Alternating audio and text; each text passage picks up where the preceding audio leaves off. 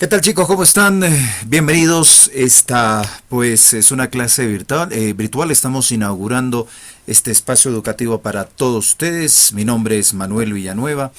Seguro me conocen, algunos no, es cierto, pero en fin, vamos a tratar de compartir algunas experiencias a través de este video, de este pequeño video que estamos grabando para cada uno de ustedes. Ojalá que la pasen bien. Este es el primero de los videos que estamos desarrollando y progresivamente les daré más información, les entregaré más datos y trataremos de compartir más experiencias educativas. Bueno, hoy nos toca hablar de la literatura clásica y evidentemente para iniciar este recorrido, para comenzar este viaje, tenemos que visitar Grecia.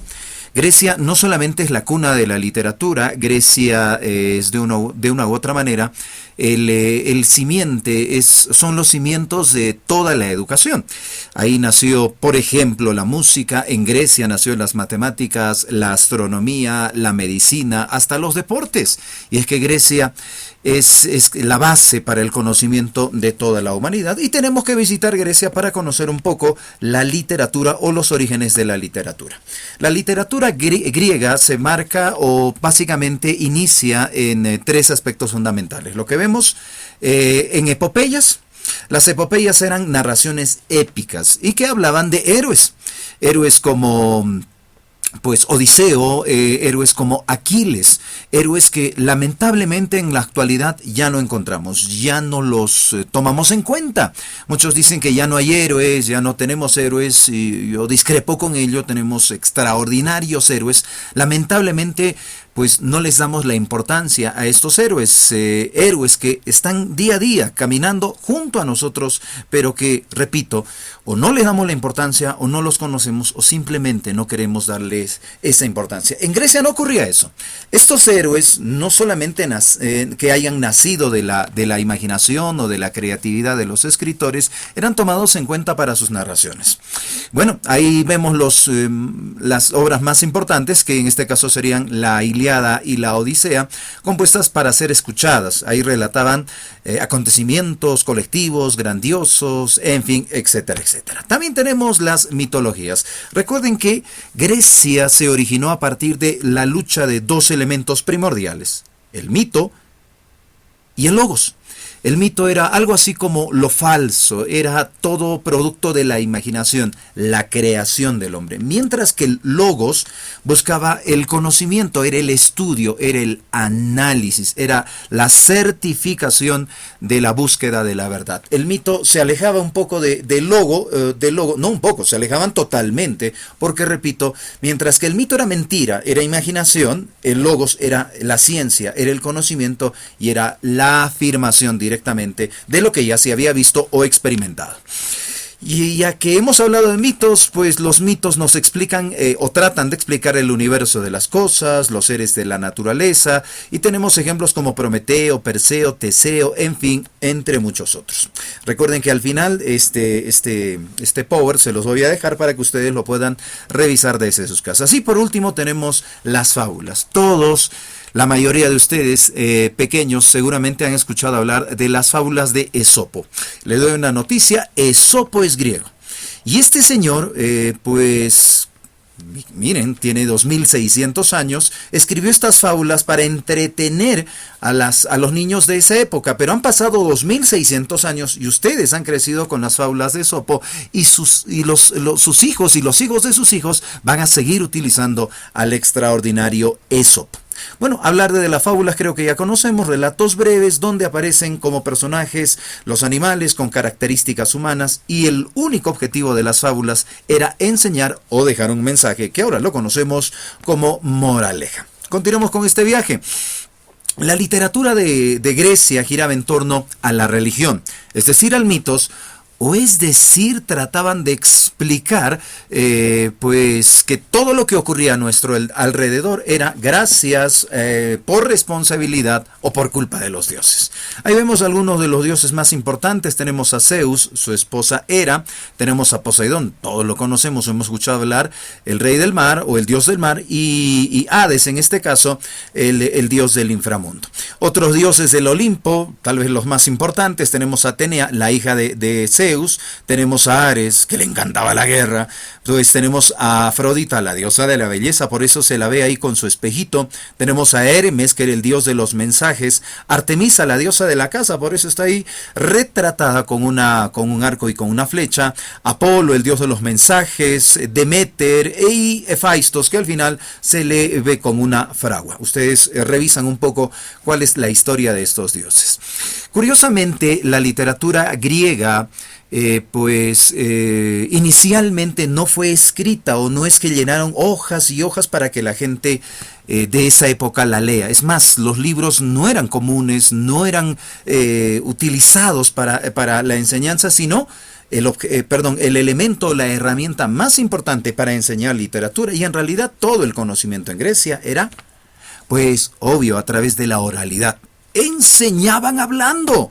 Los griegos congregaban a multitudes en plazas llamadas ágoras, y ahí pues les enseñaban no solo de literatura, no solamente les enseñaban o les recitaban pues los poemas, por ejemplo los poemas homéricos, sino todo, desde astronomía, desde leyes, inclusive en estas ágoras se les hablaba de deportes y cómo era la necesidad de cada ser humano de practicar pues los deportes. Así nacieron las Olimpiadas, que repito, son de Grecia. Entonces, regresemos, la literatura está basada directamente en la oralidad. Todo era narrado, todo era contado, y aquí vean esta imagen muy parecida a la literatura del Perú, en donde también pues la mayoría de los cuentitos de nuestras ciudades, de nuestros distritos, de los lugares donde hemos nacido, pues han sido narrados por nuestros abuelitos. Seguro ustedes recuerdan en este momento algún cuentito que el abuelito pues nos relató. Si son de Puno, la mayoría creo que sí, pues recordarán el Jariciri. ¿Cómo lo escucharon?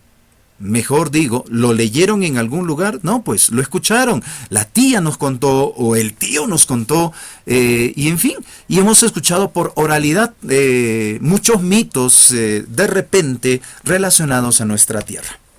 Muy bien, los dioses aparecen humanizados. Oh, miren ustedes ahí al Zeus, o a Zeus, poderoso entre los dioses. Aquí encontramos a la diosa Atena, que nació de la cabeza de este dios.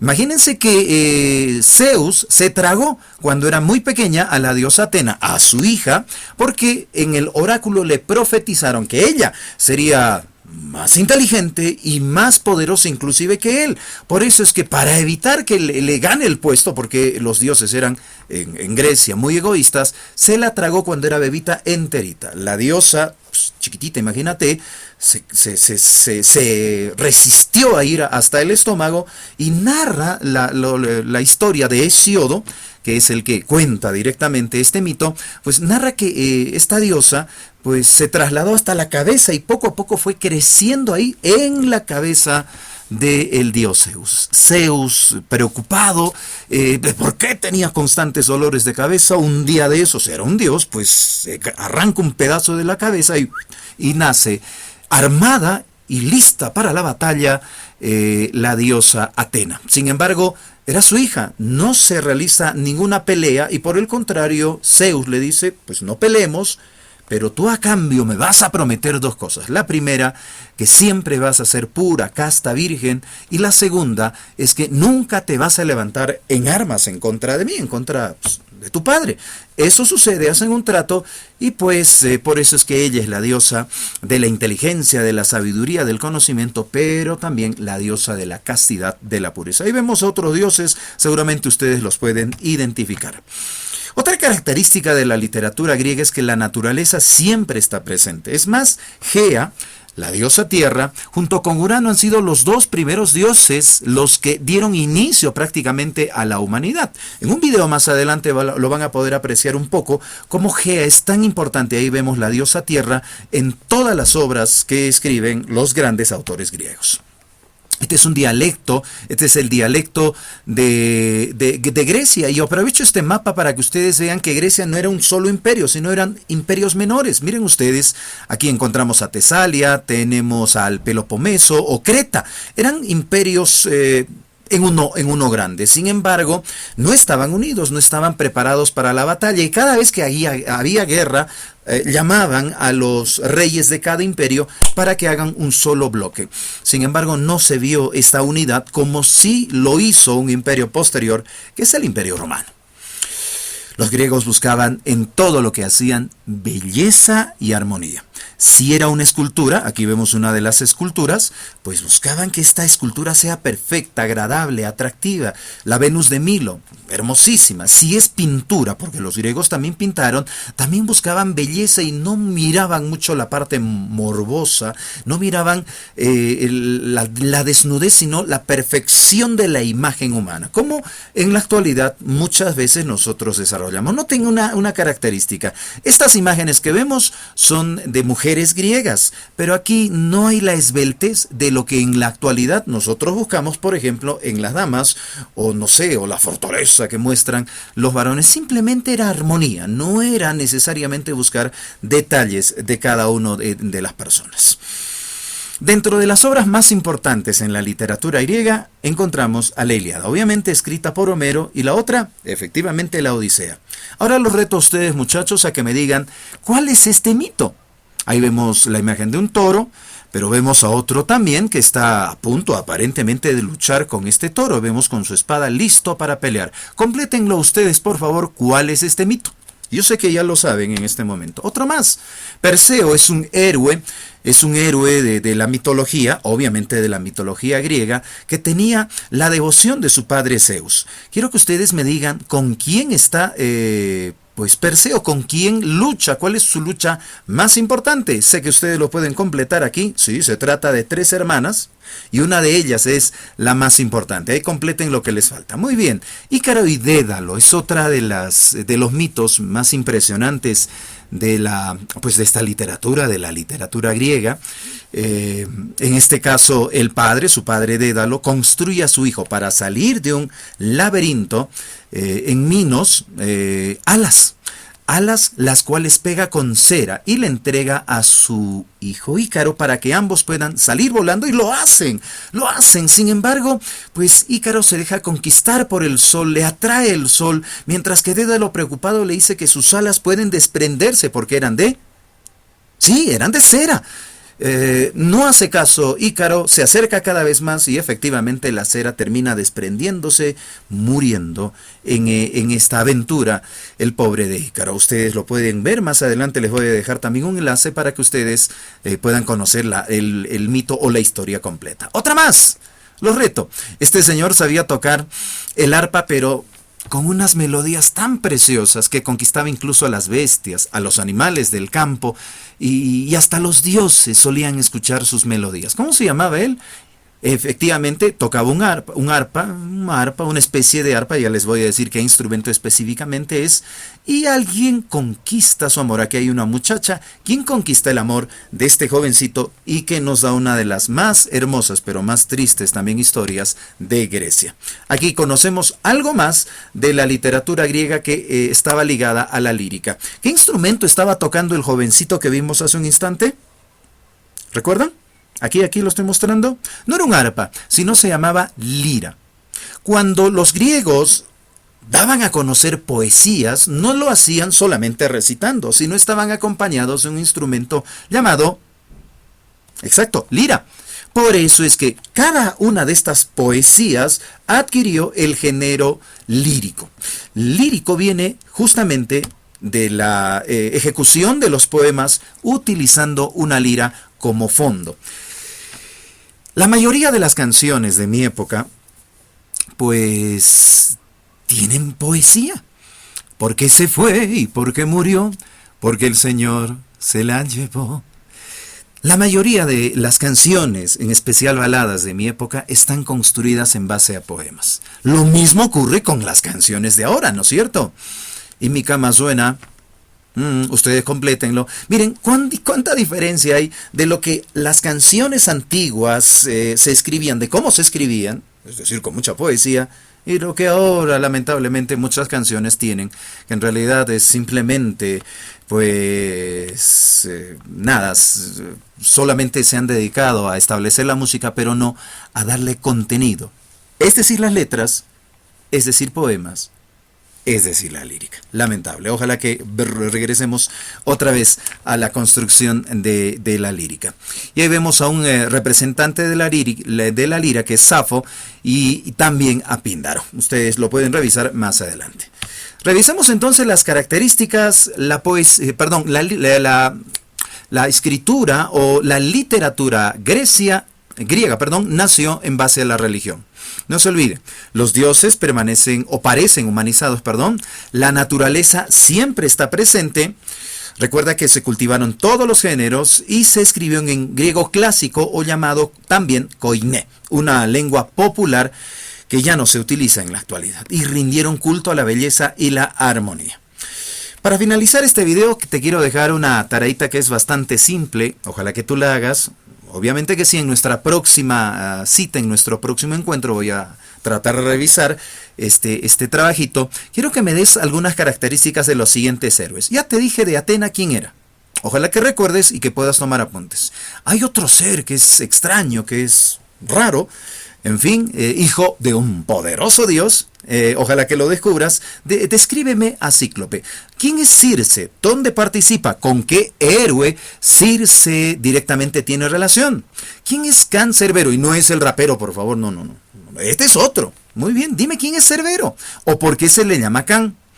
Gorgona, son 3, ya te había mencionado, y dime sus nombres, y cuál es la más famosa de las gorgonas, de las 3 gorgonas, y quién es Hades. Ya se te vino a la mente seguro cuando te dije Hades, pero ¿qué gobernaba? ¿El infierno? No, tiene otro nombre. El inframundo, bueno, eso lo vemos en las películas, pero tiene un nombre diferente. Por favor, menciona cuál es el lugar que gobernaba Hades, ¿correcto? Muy bien. Algunos links que te estoy dejando aquí, puedes revisar si es que estás interesado en este tema. Y por último quiero presentarte este videito que me pareció muy interesante, lo vamos a revisar un pedacito nada más, a ver qué les parece. Ahí lo estamos viendo, es el link de este video, también te lo voy a dejar, escuchemos. La cosmogonía griega.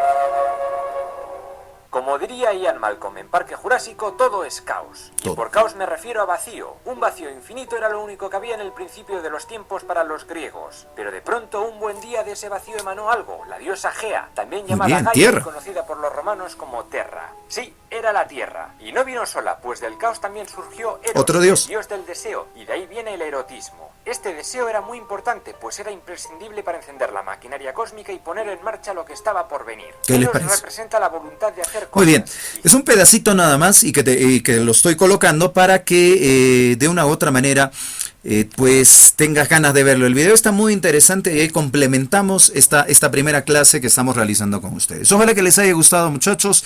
Todo el link, toda la información y los trabajitos adicionales se los voy a dejar pues no al final del video, aparte en un archivo diferente que estoy seguro sus maestros les van a entregar a ustedes. Ojalá que les haya gustado y nada más. Bueno, ese es otro youtuber. Nada más, espero que les haya gustado este video y vamos a seguir subiendo este tipo de información para que ustedes también se puedan formar desde casa. Gracias, chicos. Cuídense mucho y nada. Adiós.